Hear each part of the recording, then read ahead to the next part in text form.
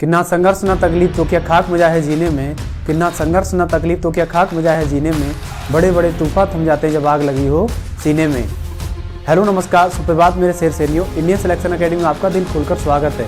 हो चुका आगाह, लड़का ही बदलने की है तैयारी, जीत उसी की होगी जिसका संघर्ष है जारी, जो पसीना बहाएगा मैदान जीत कर ले जाएगा। जय हिंद साथियों। और आज फिर से हम डिस्कस करने वाले हैं उन्हीं क्वेश्चनों को जो सीरीज चल रही है आपकी PYQ यानी प्रीवियस ईयर क्वेश्चंस मैथमेटिक्स के SSC GD के लिए, विशेष रूप से जो फरवरी मार्च में आपका एग्जाम है। तो बिना देरी के आज की क्लास को शुरू करते हैं, स्टार्ट करते हैं। क्वेश्चन नंबर देखेंगे, क्वेश्चन नंबर है 54 नंबर क्वेश्चन है। सवाल को रीड करेंगे पहले। सवाल है, बलवेंद्र CCTV की बिक्री पर पहले 9% और 4% की दो क्रमिक छूट देता है और फिर वह 268 रुपये नगद छूट भी देता है। यदि CCTV कैमरे का अंकित मूल्य 5000 रुपये है तो किसी ग्राहक के लिए CCTV कैमरे का अंतिम मूल्य क्या होगा? अंतिम मूल्य को हम विक्रय मूल्य कह सकते हैं। क्या कह सकते हैं? विक्रय मूल्य कह सकते हैं। सवाल को देखेंगे, बलवंत सिंह CCTV की बिक्री पर पहले 9% का डिस्काउंट देते हैं और फिर 4% का डिस्काउंट देते हैं। बट्टा हमेशा ऋणात्मक होता है, माइनस में होता है तो माइनस लगा लीजिएगा। उसके बाद दो छूट देने के बाद भी 268 रुपये की अलग से छूट देता है और भी कुछ छूट देता है। कितनी छूट देता है अलग से? 268 रुपये की अलग से और छूट देता है दुकानदार। यदि CCTV कैमरे का अंकित मूल्य कितना है? अंकित मूल्य आपको दिया गया है। अंकित मूल्य को हम शॉर्ट में MRP कह सकते हैं। MRP कितना दिया गया है? MRP दिया गया है 5000 रुपये। अब पूछा है इसका अंतिम मूल्य क्या होगा। बिल्कुल सिंपल सरल भाषा में एक फॉर्मूला है, उस बेस पर ये क्वेश्चन बनेगा। एक फॉर्मूला नोट करेंगे, नोट कर लेना आप नोटबुक में। एक अलग से एक डायरी बना लीजिए जिससे फॉर्मूले जो भी आते हैं आपके, शंकु, बेलन, गोला, त्रिज्या वगैरह, ये सब फॉर्मूले और ये भी फॉर्मूला लाभान वगैरह जो भी आपको मिलने वाले ना, तो एक डायरी बना लो। उसमें डायरी आपकी बहुत हेल्पफुल करेगी। डेली आप 10 मिनट उसको दीजिए रिवीजन करने के लिए, तो वो आपको मैथ में बहुत ज़्यादा हेल्प करेगी। ठीक है, तो एक डायरी बना लीजिए, नोट में लिखेंगे इसका फॉर्मूला। विक्रय मूल्य यानी विक्रय मूल्य को हम इंग्लिश में कह सकते हैं सेल प्राइस, तो शॉर्ट में बोलेंगे SP। क्या बोलेंगे?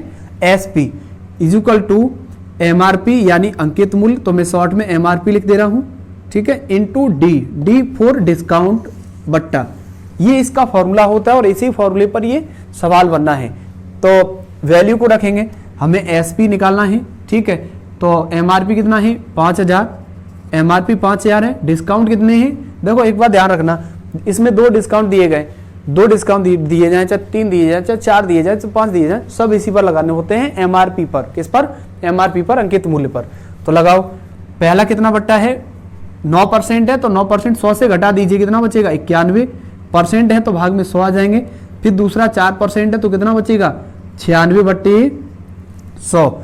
इसको सॉल्व करेंगे तो 2 जीरो से 2 जीरो कैंसिल आउट हो जाएंगे। 50 दूनी 100, 2 से काटेंगे 48 दूनी 96। इसका मल्टीप्लाई कर लीजिएगा। इसका मल्टीप्लाई करेंगे तो SP इज इक्वल टू कितना बचा है? 91 × 48 गुणा कर लीजिए इसका। 48 का गुणा यानी 91 में 48 का गुणा करना है। 8 × 8, 8 × 72, 4 से करेंगे 4 × 4, 4 × 36, जोड़ लीजिएगा 8, 6, 7 और 6 13, 3 और 1 4, कितना आ गया? 4368 आया है SP। ये सिर्फ SP आया है, इसका आंसर नहीं आया है। इसका आंसर क्यों नहीं आया है? उसके पीछे रीजन ये है कि छूट अलग से और दी है उसने 268 रुपये, तो ये 268 रुपये इसमें से और लेस करने होंगे हमें, तब इसका विक्रय मूल्य क्लियर निकलेगा। तो SP is equal to 4368 minus 268, घटा दीजिए, कितना बचेगा? 0, 0, 1 और 4, तो आंसर कितना आएगा? 4100 रुपये इसका SP होगा और यही इसका आंसर रहने वाला है। ठीक है, एक सिंपल सरल आसान भाषा में सवाल है, फिर से एक बार समझने का प्रयास करना आप। 9% और 4% दो डिस्काउंट दिए गए हैं, छूट 268 रुपये की अलग से और दे दी है। ठीक है, मतलब परसेंट में देने के बाद ना उसने छूट रुपए में और दे दी अलग से। फॉर्मूला है अंकित, फॉर्मूला ये है, अंकित मूल्य इसमें दिया है MRP 5000 रुपये, विक्रय मूल्य SP बराबर MRP इंटू डिस्काउंट। ये फॉर्मूला है, तो एमआरपी 5000 है, 5000 रख दिया हमने, उसके बाद 2 डिस्काउंट है, दोनों डिस्काउंट को रख दिया, सॉल्व किया है तो 4368 मिला। अब 4368 से 268 फिर घटाएंगे क्योंकि हमें छूट हटानी पड़ेगी, कि जैसे 9% 4% छूट निकाली है वैसे 268 छूट निकालेंगे इसमें से, तो 4100 रुपये इसका आंसर हो जाएगा। कोई दिक्कत परेशानी आपको नहीं होनी चाहिए। एक लाइन मुझे याद आ रही है, सुना दे रहा हूँ कि जब जब मंजिल ने हौसलों से कहा कि तेरे बस की बात नहीं, कि जब जब मंजिल ने हौसलों से कहा कि तेरे बस की बात नहीं, हौसलों ने मंजिल की आंखों में आंखें डाल के बोला चल यूटी तेरी इतनी औकात नहीं। देखेंगे आगे अगला क्वेश्चन। आगे है अगला क्वेश्चन, क्वेश्चन नंबर समझेंगे 55। 55 नंबर क्वेश्चन इस प्रकार है, 55 नंबर सवाल पढ़ेंगे। 55 नंबर सवाल है, एक बेईमान दुकानदार क्रय मूल्य पर चावल बेचता है, लेकिन वह 1000 ग्राम की जगह 925 ग्राम के तहत गलत वजन का उपयोग करता है, तो उसका लाभ परसेंट कितना है। 55 नंबर क्वेश्चन है, एक बेईमान दुकानदार है, क्रय मूल्य पर बेचने का दावा करता है, लेकिन 1000 ग्राम की जगह मात्रा कितनी है, 1000 ग्राम के स्थान पर कितनी ग्राम की मात्रा देता है, 925 ग्राम मात्रा देता है। ठीक है, तो दुकानदार को कितना लाभ होगा। एक बात बताओ आप, दुकानदार अगर 1 किलो पूरा वजन देता तो उसको लाभ नहीं होता, जितने में लाता उतने में देता, लेकिन उसने मात्रा कम दी, उसमें से मात्रा चुरा ली है, तो दुकानदार को लाभ होगा ना। अगर ज्यादा मात्रा देता तो दुकानदार को लाभ हानि होती। तो कितनी मात्रा कम की है, 75 ग्राम बट्टी जितनी मात्रा दी जाएगी उसी पर निकालेंगे। किस पर, जितनी मात्रा दी जाएगी। कितनी दी गई है, 925, और कितना लाभ हुआ है, तो लाभ परसेंट निकालने के लिए 100 से मल्टीप्लाई कर देंगे। ठीक है, जो वैल्यू बनेगी उसमें इसे सॉल्व करेंगे। 5 से काटेंगे, 15 पन्ना 75, 5 से काटेंगे 5 एकन 5, 5 अठे 40, 5 25, फिर 5 से काटेंगे 3 बार, 5 से काटेंगे इसे, फिर 5 × 15, 5 × 7 35, बचा कितना आपके पास 300/37, 37 का भाग लगा दीजिएगा, सिंपल विधि से ही लगा लो 300 में, तो कितने बार जाएगा, 7 21 8 24, 8 7 56 के 6, 8 7 56 के 6 और 8 24, 24 और 5 29 होगा, माफी चाहूंगा शेष 4 आएगा। तो इसका जो आंसर होगा वो होगा 8 सही 4/37%। इतना लाभ होगा दुकानदार को। ठीक है, कोई दिक्कत परेशानी आपको नहीं होनी चाहिए।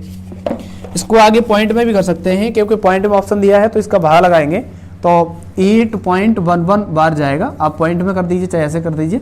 ठीक है, वो ऑप्शन के ऊपर डिपेंड करेगा किस में पूछा गया है किस में नहीं पूछा गया है। आगे देखेंगे अगला प्रश्न है और बहुत महत्वपूर्ण सवाल है।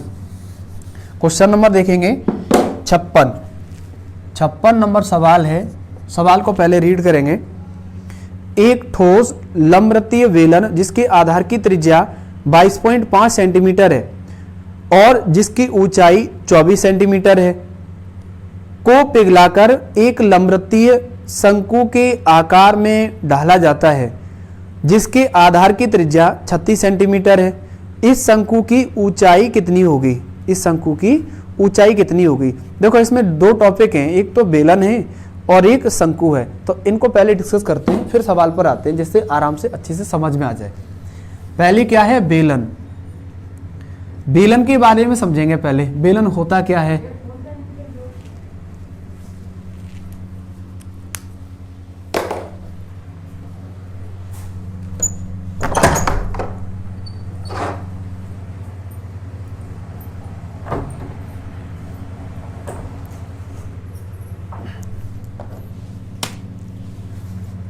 तो सबसे पहले बेलन के बारे में समझेंगे, बेलन क्या है क्या नहीं है।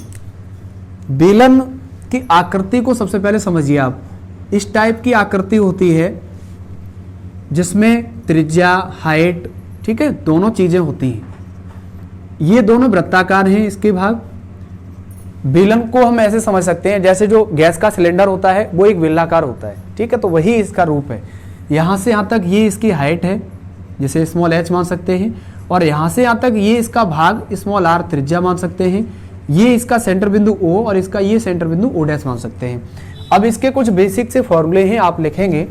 नंबर 1, इसका बेलन का आयतन क्या होता है, आयतन का फॉर्मूला लिखेंगे पाई r² h। दूसरा फॉर्मूला नोट करेंगे वक्र पृष्ठ, वक्र पृष्ठ, वक्र पृष्ठ क्या होगा, वक्र पृष्ठ क्षेत्रफल लिखेंगे, वक्र पृष्ठ क्षेत्रफल क्या होगा 2 पाई आर एच। तीसरा फॉर्मूला नोट करेंगे, संपूर्ण पृष्ठ क्षेत्र, संपूर्ण पृष्ठ या कहें कुल पृष्ठ क्षेत्रफल, कुल पृष्ठ क्षेत्रफल ये कितना रहने वाला है, ये रहेगा 2 पाई आर कोष्टक में h प्लस आर। ठीक है, ये बेलन के बारे में कुछ बेसिक सी चीजें हैं जो हमें पता होनी चाहिए, तभी इससे रिलेटिव आप सवाल बना पाएंगे। एक बार फिर से रिपीट कर दे रहा हूं, इसके ये रेडियस है, ये हाइट रहने वाली है, दो सेंटर बिंदु होते हैं ओ डैश होते हैं, उसके बाद ये भाग है ना जो उसके ऊपर नीचे वाले ओ डैश वाले, ये वृत्ताकार होते हैं। कैसे होते हैं, वृत्ताकार होते हैं। तो वृत्ताकार समझने के लिए आप वृत्त के टॉपिक को समझ लो यहाँ पर, तो ये क्लियर हो जाएगा। वृत्त वाला टॉपिक समझो आप। वृत्त क्या होता है, वृत्त इस टाइप का होता है। ठीक है, वृत्त में और गोला में अंतर होता है, गोला में ऊंचाई होती है, वृत्त में ऊंचाई नहीं होती है। इसका ये सेंटर बिंदु ओ और त्रिज्या आर, ये भाग हमने यहाँ पर निकाल लिया है। ठीक है, अब इसके फॉर्मूले होते हैं कुछ, नोट कीजिए आप भी साथ में। नंबर 1, वृत्त का क्षेत्रफल निकालेंगे। क्षेत्रफल क्या होता है, पाई आर स्क्वायर। ठीक है, दूसरा फॉर्मूला नोट करेंगे, वृत्त की परिधि, वृत्त की परिधि क्या होती है 2 पाई आर। तीसरा फॉर्मूला लिखेंगे, वृत्त का व्यास, वृत्त का व्यास, व्यास क्या होता है, वृत्त का व्यास होता है डी, डायमीटर बोलते हैं, डी बराबर 2r।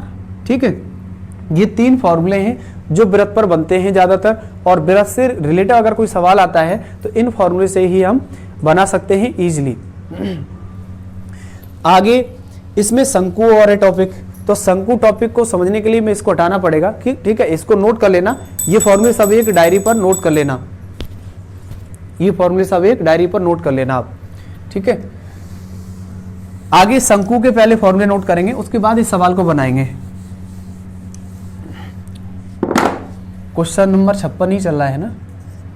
अब समझेंगे शंकु को।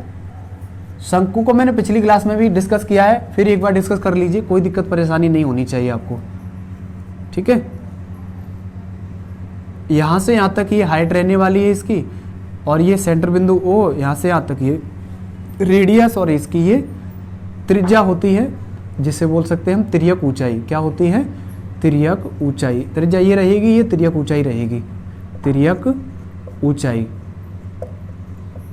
तिर्यक ऊंचाई को स्मॉल एयर मान सकते हैं। तब के लिए इसके फॉर्मूले क्या बनेंगे, सबसे पहले आयतन क्या होगा इसका, आयतन होगा 1/3 पाई आर स्क्वायर एच। दूसरा फॉर्मूला लिखेंगे, संपूर्ण पृष्ठ या कुल पृष्ठ क्षेत्रफल, कुल पृष्ठ क्षेत्रफल ये कितना रहने वाला है 2 पाई कोस 2 पाई, शंकु है ना तो इसमें 2 पाई क्यों आएगा, शंकु है तो पाई आर कोष्टक में l प्लस आर आ जाएगा। ठीक है, उसके बाद तीसरा फॉर्मूला है इसका वक्र पृष्ठ। वक्र पृष्ठ क्या होगा, वक्र पृष्ठ क्षेत्रफल लिखेंगे, ये होता है वक्र पृष्ठ क्षेत्रफल पाई आर एल। ठीक है, एक फॉर्मूला और इसका होता है तिर्यक ऊंचाई का फॉर्मूला और लिखेंगे, तिर्यक ऊंचाई। तिर्यक ऊंचाई क्या होती है, L बराबर under root H square plus R square, यानी त्रिज्या का वर्ग और ऊंचाई का वर्ग।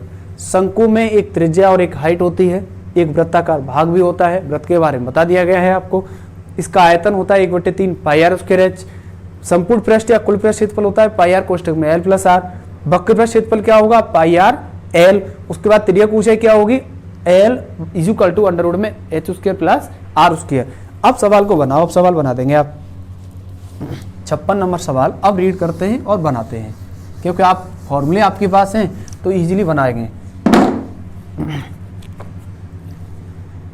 सवाल है, एक बार फिर से पढ़ लीजिए। एक ठोस समवर्ती बेलन जिसके आधार की त्रिज्या दी गई है, त्रिज्या कितनी दी है किसकी, मैं दोनों आकृति बना रहा हूं जिससे आपको कोई कंफ्यूजन वगैरह ना रहे। एक बेलन दिया है और एक शंकु दिया है, तो दोनों की आकृतियां बना लीजिए जिससे ये सवाल आसान भाषा में समझ में आ जाए। ठीक है, हाँ अब है एक ठोस लंबवती बेलन जिसके आधार की त्रिज्या, बेलन की त्रिज्या दी गई है, कितनी त्रिज्या दी गई है? 22.5 सेंटीमीटर। ठीक है, बेलन की त्रिज्या को हम R1 मान सकते हैं। ठीक है, ये R1 है तो R1 का मान कितना है? 22.5। ऊंचाई H1 मान लीजिए, H1 कितनी दी गई है? दी है या नहीं पूछी है उसने? दी है, H1 दी है 24 सेंटीमीटर। कितनी? 24 सेंटीमीटर। उसके बाद इसको पिघला करके शंकु बनाया गया है जिसके आधार की त्रिज्या कितनी है? R2 मान लीजिए आधार की त्रिज्या, क्योंकि त्रिज्या समान हो जाएगी तो फिर गलत हो जाएगा, समान नहीं होनी चाहिए। शंकु की त्रिज्या कितनी दी है? 36 सेंटीमीटर। ठीक है, इस शंकु की ऊंचाई कितनी होगी? ऊंचाई को H2 मान लीजिए क्योंकि समान नहीं होनी चाहिए। तो शंकु की ऊंचाई क्या होगी? ठीक है, तो दोनों के आयतन को बराबर करेंगे हम, अपने आप आंसर आ जाएगा। शंकु का आयतन बराबर बेलन का आयतन, बेलन का आयतन। शंकु के आयतन का फॉर्मूला अभी आपने लिखा है, क्या होता है बताइए? शंकु का आयतन होता है 1/3 पाई आर स्क्वायर एच। बेलन का आयतन क्या होता है? पाई आर स्क्वायर एच। ठीक है, अब पाई से पाई कैंसिल आउट कर सकते हैं, समान गुणा में संख्याएं कट जाती हैं। अब बचा है उसका वैल्यू रखिए पहले, तो 1/3। यहाँ पर एक काम और कीजिए, इसको शंकु का आपने R2 माना है तो R2 और H2 मानिए। यहाँ पर R1 और H1 मानिए क्योंकि बेलन की त्रिज्या ऊंचाई अलग है और शंकु की त्रिज्या और ऊंचाई अलग है, इसलिए R1 R2 हमने अलग अलग माने हैं, तो R1 R2 इस फॉर्मूले में भी रखने होंगे। ठीक है, अब करो, तो R2 का मान कितना है? 36 है, तो 36 का वर्ग है तो 36 को 2 बार गुणा में कर सकते हैं, इंटू H2 हमें पूछा है निकालना है, ऐसे ही लिख लीजिए। R1 कितना दिया है? R1 दिया है 22.5, 22.5 दिया है तो 22.5 गुणा में 2 बार कर लीजिएगा, 22.5 इंटू 22.5 इंटू H1 कितना दिया है? 24 सेंटीमीटर। ठीक है, इस इक्वेशन को सॉल्व करना है, इस इक्वेशन को सॉल्व करना है। करो, पॉइंट हटा के भाग में एक जीरो बढ़ जाएगा क्योंकि पीछे से एक अंक है, पीछे से जितने अंक पहले दशमलव होगा उतने ही जीरो भाग में बढ़ने वाले हैं। यहाँ से एक जीरो बढ़ाएंगे, ये हो जाएगा। अब सॉल्व करना है इसे, 5 से काट दीजिएगा, 5 दूनी 10, 5 से काटेंगे तो 5 चौका 20, ठीक है, 5 25, 5 दूनी 10, 5 चौका 20, 5 25। ये 2 से काटेंगे 12 बार, फिर 2 से काटेंगे 6 बार। उसके बाद 9 से काटना, 9 चौका 36, 9 पंजे 45, 9 चौका 36, 9 पंजे 45। अब जो बचा है उसका मल्टीप्लाई कर लीजिए, और कट रहा है, ये कट सकता है, 6 कट जाएगा 2 से और 4 कट जाएगा, 2 दूनी 4, 2 3 6। जो बचा है इधर देख लीजिएगा, 1/3 इंटू 4 गुणा 2, 4 गुणा 2 इंटू H2 बराबर इधर क्या है? 5 5 3, यही 3 वैल्यू है ना, 5 5 3, तो 5 25 या 75। करो ऐसे, क्रॉस मल्टीप्लाई कर लीजिए, ये कितना होगा? 8, 4 दूनी 8, H2 बराबर 5 15, 7 21 और 1 22। 8 को भाग में भेज देंगे तो H2 बराबर कितना होगा? 225/8। 8 का भाग लगा दीजिएगा, 8 का भाग देंगे तो 8 दूनी 16, कितने बचे यहाँ पर? 6 बचेंगे, 65 हो गया, 8 8 64, फिर कितने बचे? 1, 8 एकन 8, 8 एकन 8, फिर 2 बचे, 8 दूनी 16, 8 पंजे 40। तो इसकी जो ऊंचाई निकलेगी शंकु की वो कितनी होगी? 28.125 सेंटीमीटर, और यही इसका क्या होगा? आंसर रहने वाला है। ठीक है, ये तो इसमें सवाल में ना कैलकुलेशन ज़्यादा है, इसलिए सवाल ये आपको बड़ा महसूस लग रहा है। ठीक है, तो फिर से एक बार समझेंगे। सवाल है, एक शंकु और एक बेलन दोनों की त्रिज्या ऊंचाई, शंकु की ऊंचाई पूछी, त्रिज्या दी है, इसकी दोनों चीजें दी हैं, दोनों के हमने फॉर्मूले लिख लिए। उसके बाद शंकु का आयतन 1/3 पाई आर स्क्वायर एच, और इसका भी पाई आर स्क्वायर एच होता है। त्रिज्या ऊंचाई अलग अलग है, इसलिए हमने अलग अलग R1 R2 के हिसाब से मान ली है। उसके बाद दोनों की वैल्यू को रखा है, सॉल्व किया है। कैलकुलेशन करना आपके हाथ में है, क्योंकि कैलकुलेशन सीखना बहुत जरूरी है। हर सवाल में ये कैलकुलेशन आती है। अगर आप कैलकुलेशन नहीं जानते ना तो एक दिन पूरा दे दीजिएगा कैलकुलेशन के लिए। क्या? एक दिन पूरा, तभी वो चीजें आप समझ पाएंगे और अच्छे से कवर भी कर पाएंगे और कोई दिक्कत परेशानी आपको नहीं होने वाली है। और अगर आप सीखेंगे नहीं तो फिर हो सकता है कि ये चीजें आपको डरा भी सकती हैं, इसलिए इसको सीखिए पहले कैलकुलेशन को, उसके बाद क्वेश्चन को बनाइए। आगे देखेंगे, अगला प्रश्न है क्वेश्चन नंबर 57 नंबर देखेंगे।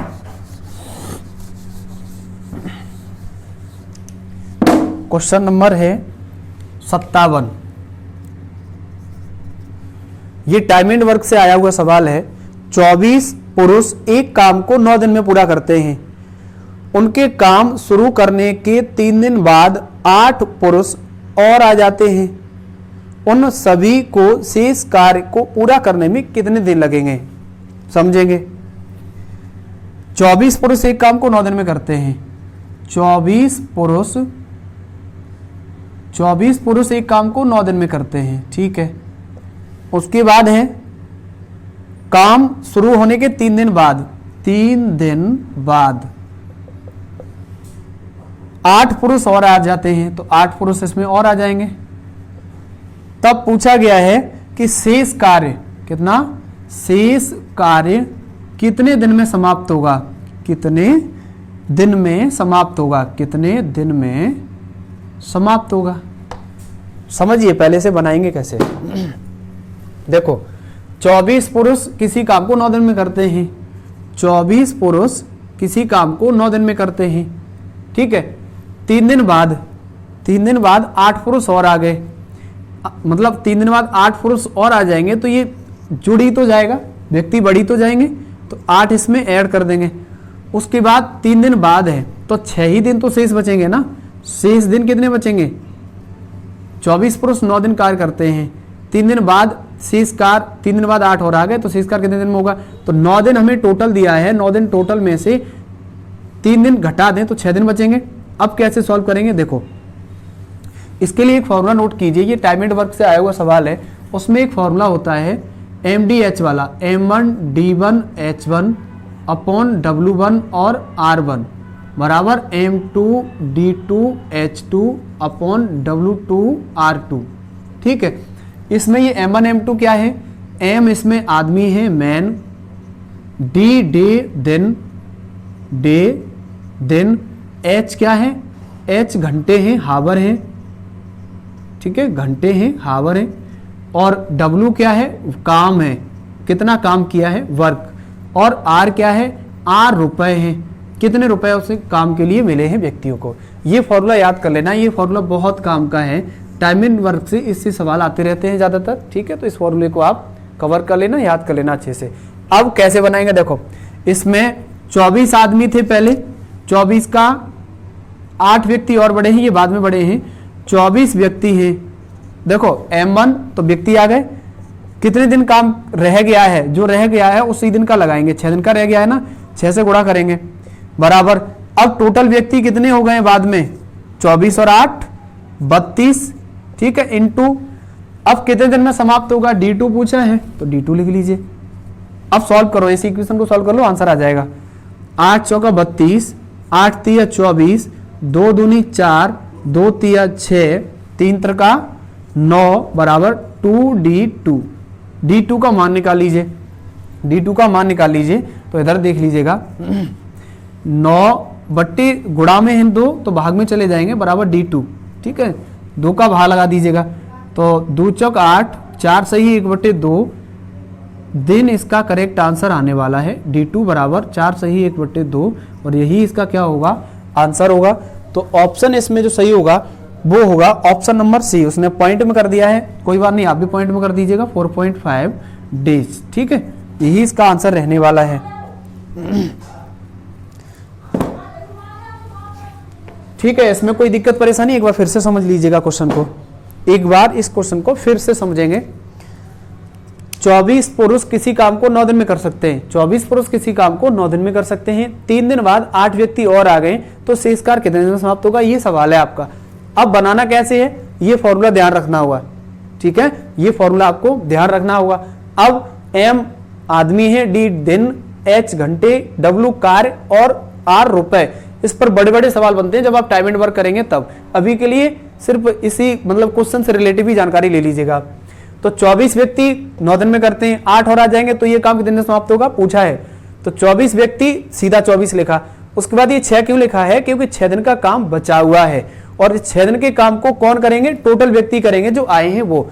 तो 24 और 8 32 हो जाएंगे। उसके बाद D2 हमें पूछा है, निकालना है, तो सॉल्व करेंगे यहाँ से, तो 4.5 दिन आ जाएगा। कोई दिक्कत परेशानी खास नहीं होनी चाहिए अब इसमें सवाल में, ठीक है। आगे देखेंगे, अगला सवाल है 58 नंबर क्वेश्चन देखेंगे।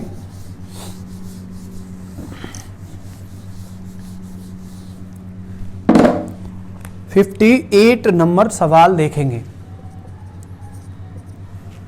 सवाल है, यदि चाय के मूल्य में 20% की वृद्धि की जाती है, यदि चाय के मूल्य में 20% की वृद्धि की जाती है तो चाय की खपत में कितने % की कमी की जानी चाहिए ताकि चाय पर खर्च में वृद्धि ना हो।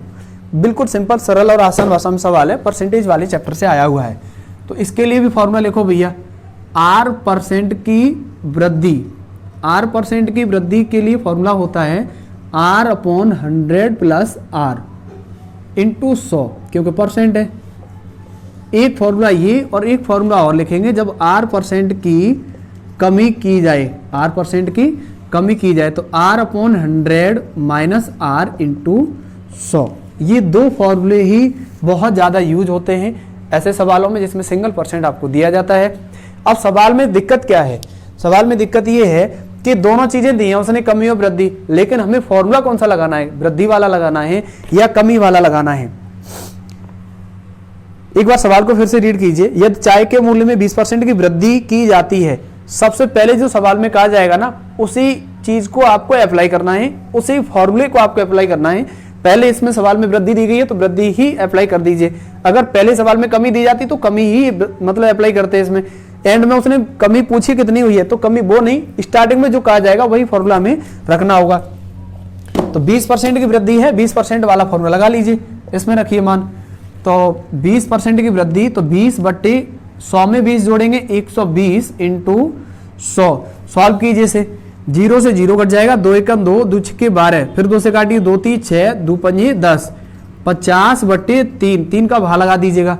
3 का भाग लगाएंगे तो कितना होगा, 16 × 3 = 48, 16 से ही 2/3% की कमी होगी उसकी खपत में, और यही क्या होगा, आंसर होगा। क्या होगा, आंसर होगा। ठीक है। तो आज के लिए इतनी क्लास को रखते हैं, और अगर क्लास आपको पसंद आई हो तो चैनल को लाइक शेयर सब्सक्राइब कर दीजिएगा। मिलते हैं जल्दी नेक्स्ट क्लास में, तब तक के लिए जय हिंद, वंदे मातरम।